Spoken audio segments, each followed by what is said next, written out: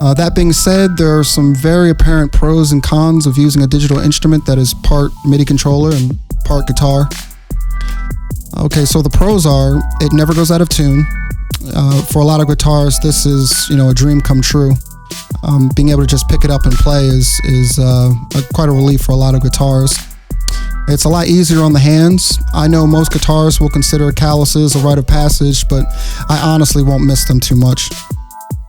Also, I've trained in martial arts for years and my hands are pretty banged up, and the older I get, the more I can feel the soreness in my wrist and joints. Not to mention I broke my hand not too long ago. That really put a damper on my dexterity while playing. I've also broken and dislocated a few fingers, mostly from skating. This isn't a deal breaker for me, playing regular guitar.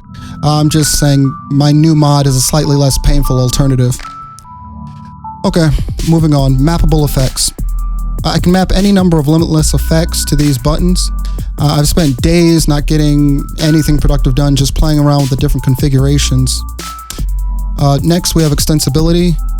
If you're familiar with sound design or producing, you can literally play any sound you can come up with, or any instrument you have in your DAW or plugins. As a guitarist being used to only playing the pedals I had at any given time, it's amazing to be able to play synths, piano, violin, drums, and literally anything that I can make, all from a single MIDI guitar controller.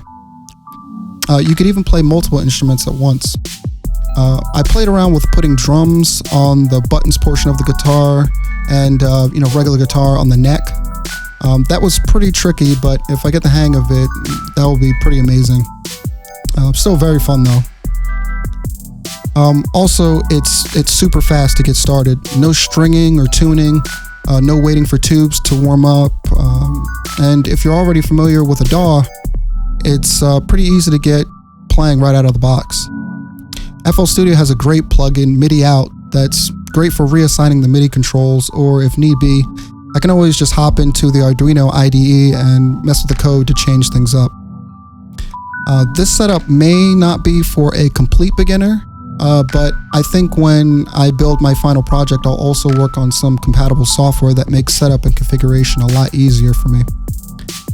And last but not least, it's extremely cheap. No amp, no guitar, no cab, no mic, just hours and hours of fun.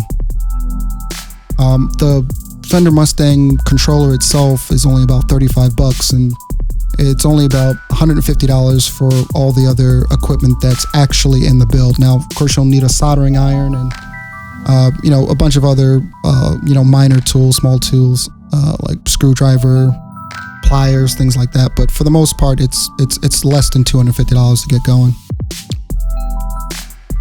Okay, now the real talk, the cons. As the project is right now, it was a pretty big learning curve to get coordinated with the buttons at the same time as the neck of the guitar. For someone who never tried finger drumming, this mod would probably be pretty difficult.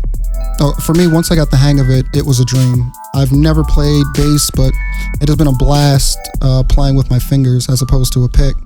And surprisingly, I can play pretty fast. I'm used to a pick, but these buttons are great and extremely responsive. Okay, so now let's talk about the aesthetics. There's no denying that for those used to the prestige of playing a guitar like a PRS, a Gibson, or a Fender, playing a controller may feel like a step back. But I'll be completely honest, even as a prototype, I love the way this thing looks. It has a retro video game nerd feel that I'm in love with. No regrets in this department for me. And I'm so excited to get started on the final build. I think it's going to look even more amazing. And lastly, the software and hardware requirements.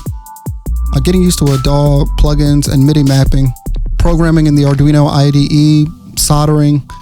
There are a lot of different elements to work with when setting up this type of controller. And you're going to need a decent computer, a bunch of parts, and a lot of patience. This controller was definitely worth the work, and I would highly recommend this setup to anyone looking to DIY.